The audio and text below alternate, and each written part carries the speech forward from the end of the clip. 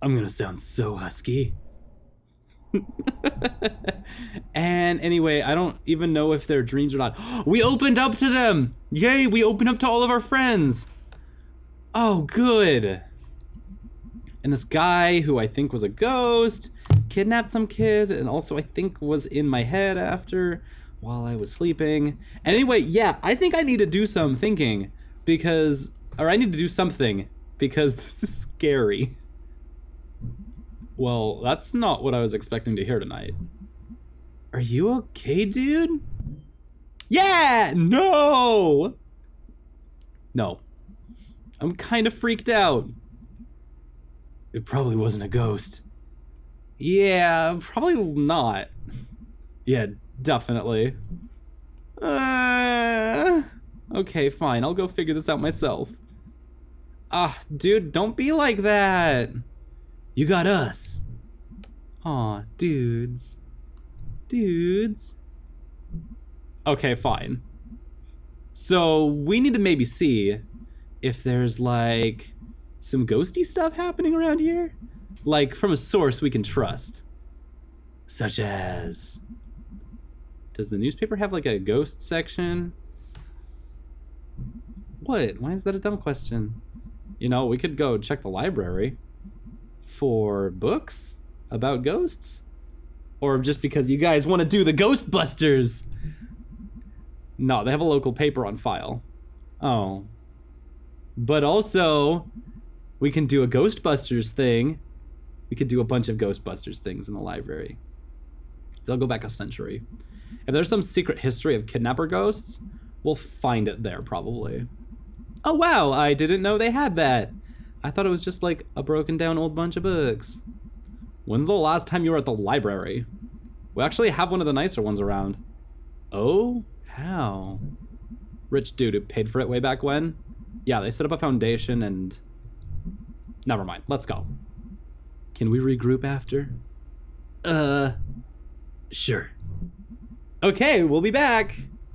Woohoo, ghosties. That's the spirit. Aha! To el librario. That's not how that goes. La biblioteca. Look, jobs. Weird, like, when this was painted, it was like, hey, look out the window. We're all working, things are great. Now it's like one of the graffiti murals after someone gets shot or hit by a car. This mural look is really affecting you. I forget that we live in separate realities. Mine's clearly better. Wow. I don't know if we drew that big black spot in our notebook. There's a lot of great pages in here. Things are going real good. Everything feels bad. Everything feels bad. But what the crap? All right, let's go.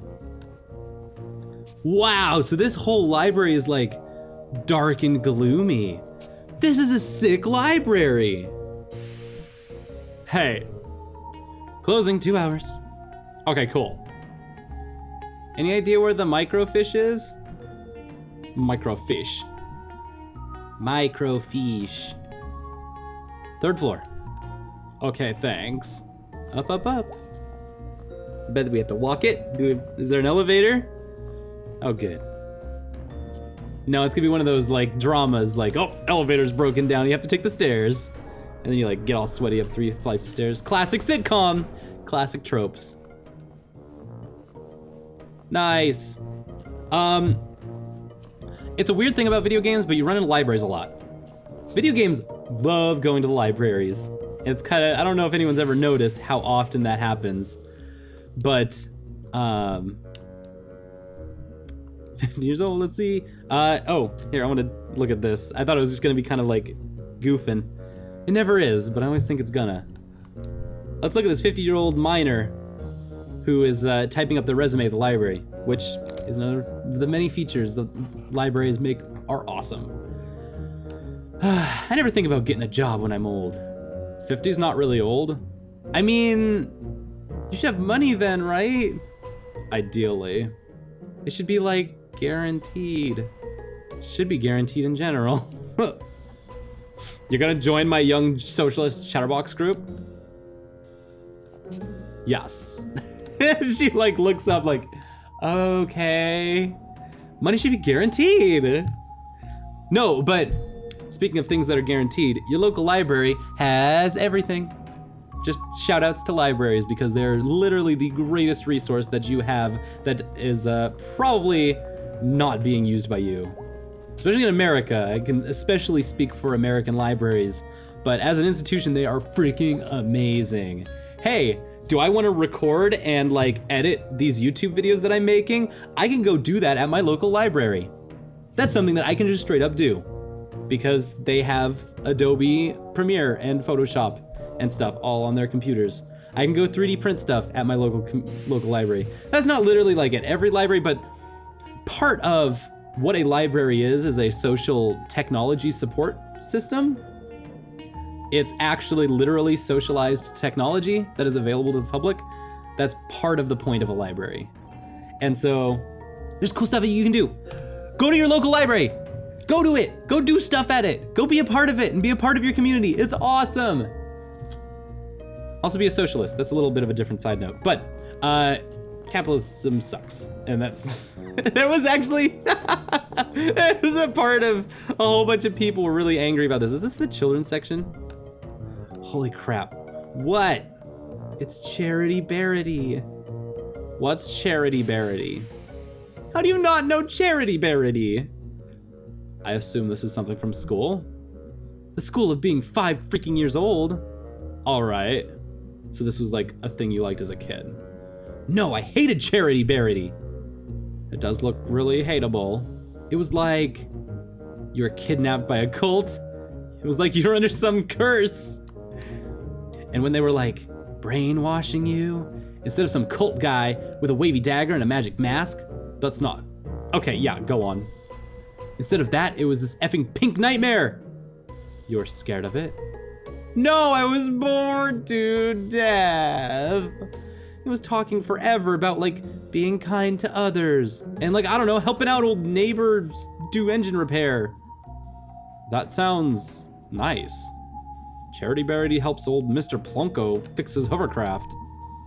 Ugh, no, that's the worst part. It always rhymed. Charity Barity, Pink Nightmarity. Charity Barity, I just don't care-ity. Anyway, there's a whole hullabaloo about people like trying to refuse to buy Night in the Woods, because, oh, we can go up to the next floor. Nice. So this was the second floor. I was wondering why nothing was here like I was expecting. The fish isn't here. But they were like, oh, this is an anti-capitalist game. And it's like, have you played the game? Because they're pretty clear. They're pretty clear on their politics and why those politics are the way they are. Have you seen the city? The city kind of is ass. It's a pit of ass and a pit of lies from local businesses, lies from big businesses, and lies from the government. It's literally like, here is 50 years of stacked on stacked, like, falsehoods. Things that were promised that were broken. Yeah, no, it's not a big fan of capitalism at this point in time. You can kind of trace that line graph. If everything was golden saucers like they promised, and like pillars of Emerald City, maybe it would be a little different, but it's not, and it's kind of a shithole. So I wouldn't say it's anti-capitalist. I would just say that it is critical, very critical. And then their big, the big fight about the whole thing is, why do you sell your game for $20 if you're so anti-capitalist? It's like, have you played the game? Have you looked at any of the reasons? Because like the game literally explains why this game costs $20 to buy and why it's a very good purchase for $20. spoilers. Anyway, I was just thinking about that because B made a point about joining her socialist group on Chatlogger. What was it? Chatterbox. Which is a great name. Chatterbox. Anyways, we're in the old library. Let's go up. Let's move on from this and go to the dusty old 3rd floor. It's old up here. Sure is. And maybe your ghost is up here? Yep, ghost. Or something. Whatever he was, he walked through a chain link fence. Or flew over it? Or something. While carrying something. We definitely saw that. Oh, right, well, that's even more impressive. So we're gonna find this guy. Because he took someone. And he's like somehow connected to this thing I've been going through. And that's not good. That all sounded a lot more badass in my head. It's okay, it was fine. Thanks, B. Thanks for understanding me. Okay, tiny little film tubes. That's what we're looking for. We're looking for the little microfiche. Hey, and there's the microfiche scanner. All right, there she is. Cool. Microfiche scanners are like absolutely cool. So, I don't know how to use it. Really? They kind of look like spaceship terminals, except for reading little tiny pictures of print. I'm sorry, but what expertise have you brought to this thus far? This whole thing was my idea. No, your idea was ghost hunting. My idea is to do at least a tiny bit of research on it. If you think it's so stupid, why are you here? Because you're my friend, you asshole. Aww. Aw. Aw, we friends, B-Twist? Here, let me get this set up. We'll be here all night if your dumbass is in charge. Yeah, alright, so what are we looking for? I wanna steer. No. Move, I'm steering. Ow. Jeez, May. I'm sorry. Okay, how do we do this? Step 1, look at the screen. Step 2, move around and look at stuff. Step 3, find ghosts. Sure.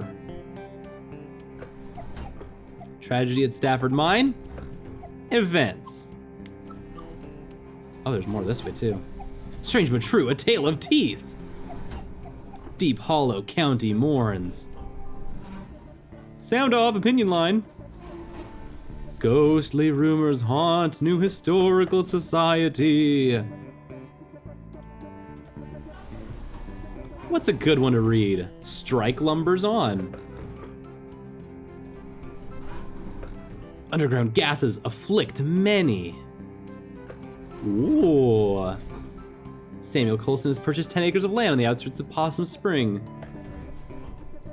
Stanley T. Possum statue is officially open to the public, and we have to say, we are smitten. For 2 cents, one can enter Stanley and spend quite a lovely time looking at the Possum Springs of yesteryear in the museum, enjoying some popped corn and fresh lemonade in the snack parlor. Let's look at this tragedy at Stafford Mine.